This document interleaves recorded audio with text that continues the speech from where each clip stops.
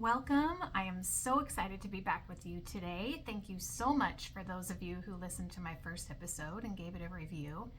That means so much to have your support, so thank you, thank you. Today, we are tackling a really foundational principle of parenting, and honestly, I hope you can listen with an open mind and an open heart today, because this stuff really applies to every single aspect of your life. It's relationships, leadership, success, everything. So today we're talking about change versus transformation. As parents, we all know that this journey is filled with challenges and moments of self-reflection, and let's face it, it's just a lot of changes. Nothing in parenting stays the same for long. Just as we get our footing in one stage, another one comes barreling along. And a lot of times we're juggling the different needs and developmental stages of sometimes many people at once, right? But what happens when we want those changes to go beyond just surface level shifts?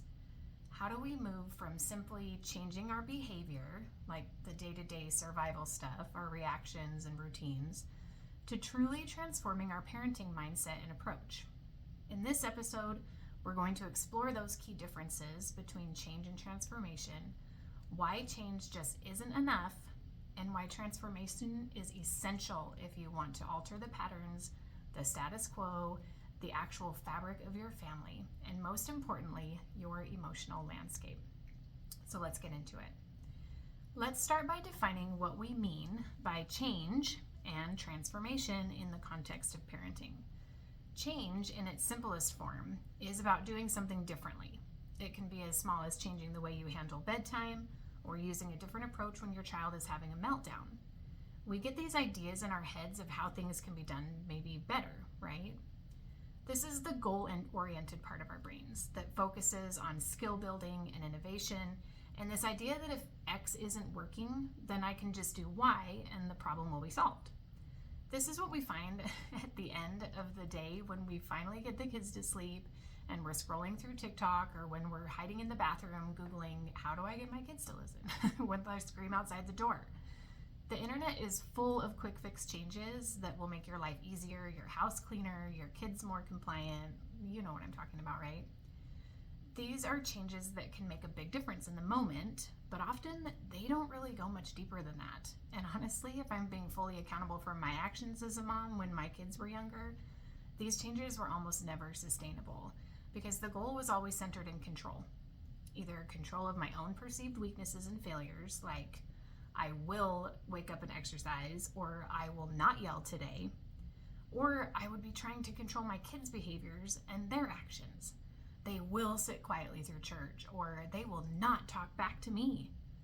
I would invest so much in changing this how, like air quotes, how of my parenting, that I never took time to really figure out why nothing was working. And despite all the changes I was making, nothing ever changed. Transformation, on the other hand, is something so much deeper. It's like this profound shift in your mindset and your values and your perspective all at once. It's not about goals or being results oriented, like having a clean room or a complete chore chart, although I'm sure your chore chart is really awesome. I know mine was. So it's not goal oriented, it's process oriented, okay? So what does that mean? Process orientation is all about the journey and the destination. Transformation is altering not only how we see our children, how we respond to situations, how we approach our own growth as individuals. It's the why. Why do we see our children this way? Why do we react the way we do? Why am I triggered or bothered or threatened or insecure or ragey or overstimulated or resentful or even bored? These feelings don't come out of nowhere. And all of the routines and Instagram hacks and color-coded schedules aren't going to give us what we really, really want. So why do we have these feelings? Where do they come from? And how do we move through them without causing damage? Without causing more damage sometimes, right? it's not just about what we do, but why we do it, and about who we are becoming in the process.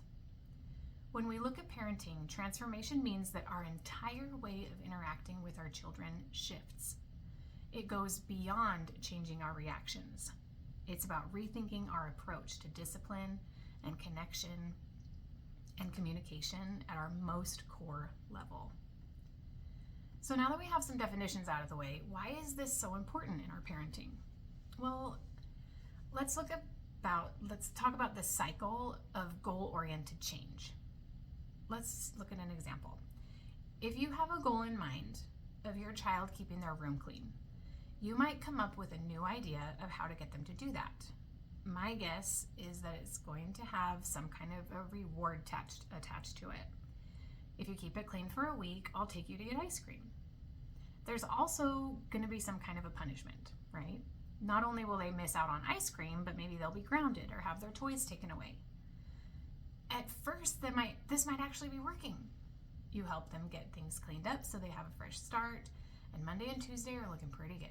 You're pretty confident that you found the right solution and you are loving this for you. Then Wednesday comes around, things are starting to pile up, and you start to threaten those consequences. Hello, don't you want ice cream? By the weekend, the room is a mess. You're yelling and fighting, and your kid is screaming like they never even liked ice cream in the first place. Then you start catastrophizing the whole situation. Your kid is a slob. Where did you go wrong? They're never going to learn how to clean. Their roommates are going to hate them. They'll never be organized enough to get through college. Who is going to marry them when they live like a slob? And all of a sudden, your kid is a failure. You're a failure. And freaking no one is eating ice cream. Okay, that got a little extreme. But you can see my point, hopefully. This is a pattern. Trying to change behavior never quite reaches the level of transformation, right? On the surface, this new chore chart, this new system, this new routine, it might seem like a great idea. But if you're still carrying unresolved frustrations or beliefs about your child's behavior or unhealed wounds from when you were a child, you might unintentionally slip back into these old ways of punishment and control and yelling. That's change. So if you've ever found yourself stuck in this cycle of temporary fixes and then circling back to these same old reactions to your child's behavior, you know that change alone doesn't always work. You might be trying all the new things, but if your underlying beliefs or emotional responses haven't shifted, those changes will only ever be short-term, and they're going to require a ton of conscious effort to keep up on them. Managing so many fixes is exhausting. Fake it till you make it doesn't always work. Sometimes it feels like, and this is one of my favorite things to say, show up till you blow up. It's exhausting.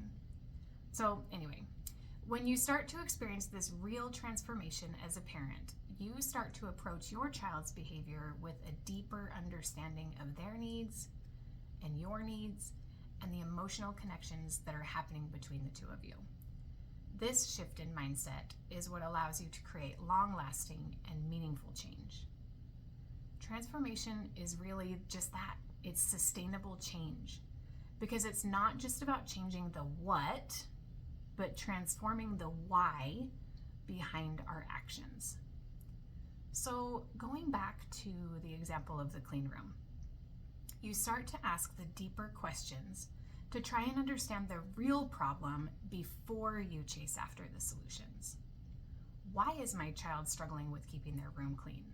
Why does it bother me so much? What meaning am I assigning to this mess or to their resistance? Or what labels am I assigning to my child?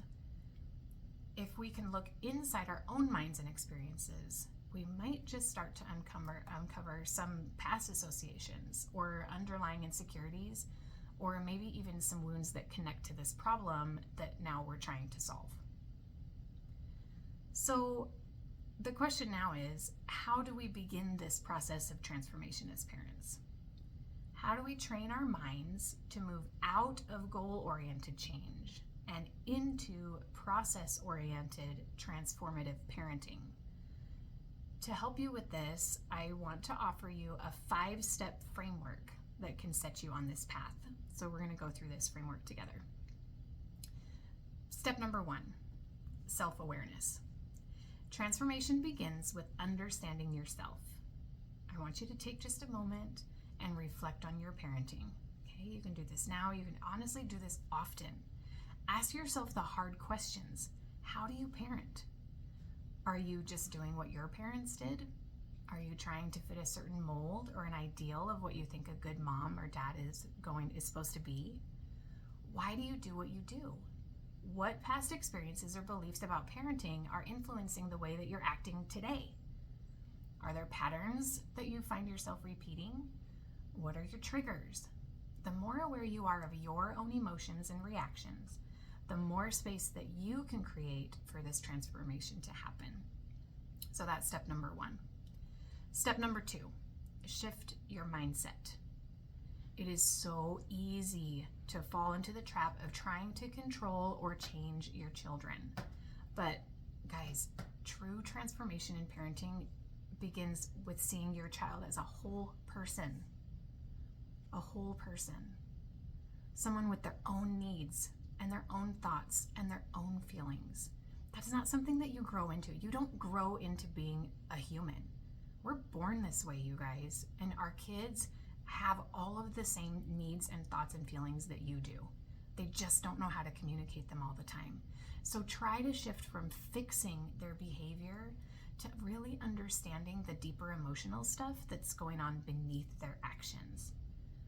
This shift, if you can just change this one thing, even if it's a single degree away from where you are right now, this is what will allow you to feel so much more connection and empathy and compassion in your parenting.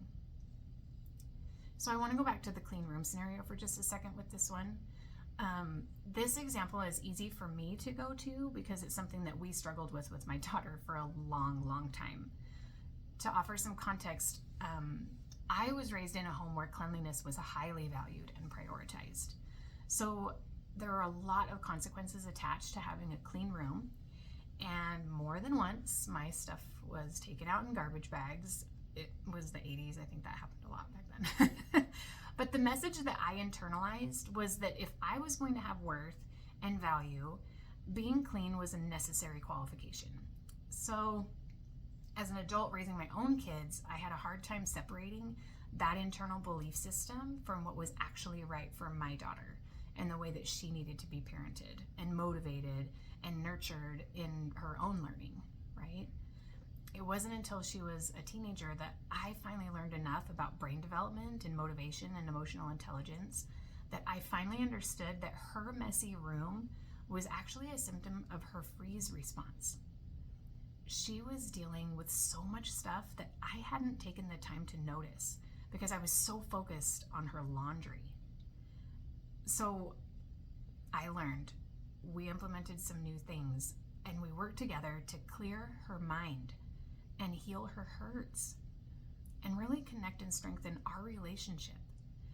And over time, she no longer wanted to live in that kind of space, not because she was scared of what I was going to do to her, but because the problem kind of solved itself. When I stopped focusing on the goal and started focusing on the process, right? She was able to clear her mind and do it because she wanted to do it. If your kids are little, maybe they're not in a place developmentally that they can clean a room without help. Maybe they're, I don't know, if they're older, maybe there's some underlying issues that are the real root of the problem. But without shifting this perspective and the angle that you're viewing it from, you will miss out on some of the really essential moments of connection with your kids. I know that happened in my family with my daughter. The clean room started out as a point of conflict, and it became something that really connected us because we were able to see each other on such a deeper level to understand where we were coming from, why it was important to me for her room to be clean, but also why it was important for her to have her own space and keep it the way that she wants to keep it. So this actually leads into our next step, which is number 3, learn to look deeper. Dr. Karen Purvis said, and this is one of my absolute favorite quotes about parenting, is that behavior is the language of unmet needs. If you or your child is struggling to manage any behavior, whether it's a clean room or yelling or fighting with siblings, overeating, whatever it is, there is something driving that behavior that is going unfulfilled. Let's say that your child has a tendency to throw tantrums when they don't get their way. And don't think this is just about 2-year-olds, you guys. Teenagers throw tantrums too. My husband throws tantrums. Like, we all do it in our own way. But if we're talking about a child throwing a tantrum, a quick change might be to implement a new timeout strategy or offer a reward system when they stay calm. Maybe a sticker chart or a treat at the grocery store, right? This change might work in the short term, but without digging deeper, you may find yourself resorting to the same strategies over and over again, or your child might start testing those boundaries more. But imagine if you began to explore these underlying needs that your child is having. What if you removed your own prideful investment in the situation and considered that maybe this is not about you at all? They're not trying to hurt you or make you mad. They don't want you to yell or punish them or ignore them even. Maybe they're feeling unheard. Maybe they're overstimulated or anxious. Maybe they're carrying a heavy mental load. Maybe they're tired or hungry, or maybe their shoes are too small. Maybe they just don't want to do it alone without your support. When you dig deeper, you shift your focus away from punishment or behavior management or discipline or yourself to understanding and responding to your child's physical and emotional world. And that is the real game changer. If you can learn to do this, to dig deeper, I promise you there is not one single parenting scenario that you won't be able to manage. Curfew, tantrums, talking back, fighting, literally everything we do, everything our kids do can be traced back to an unmet need. Every single one. If you don't believe me, I am challenging you right now to apply this the next time something comes up that challenges you. Then I want you to come back to this episode or send me an email, leave a comment, and tell me what you discover. This right here, you guys, is huge. This is huge. It changes everything. Step number 4 is have compassion for yourself. This process of transformation isn't easy, and it doesn't happen overnight. Give yourself grace. Understand that parenting is a lifelong journey of growth. There's no deadlines here. There will be times when you feel frustrated or slip into old habits, and that's okay. This is about progress, not perfection. I want you to be kind to yourself and practice self-compassion as you move through this process.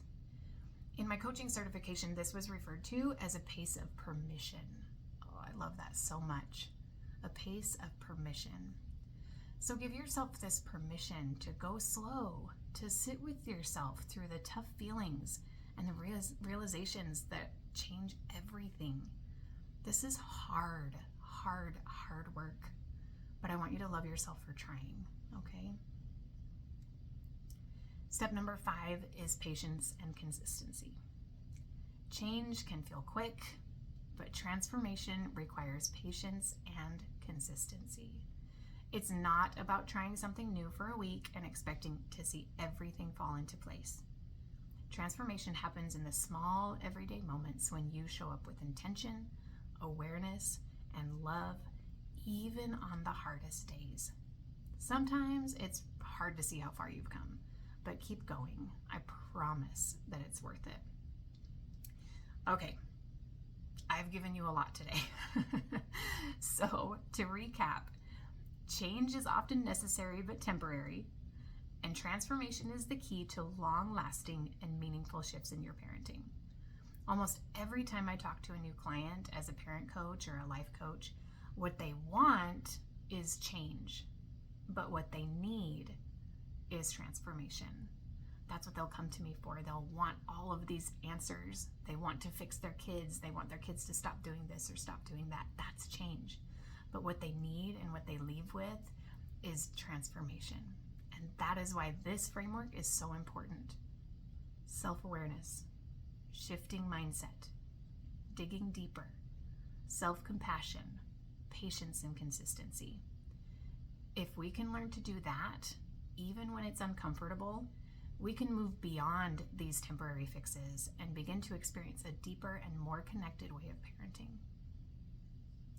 If this speaks to you and inspires you to action, I hope you'll lean into that. Transformation is possible and so worth the effort. If you find this episode helpful, please leave a review and share it with other parents who might benefit. And don't forget to subscribe so you never miss an episode.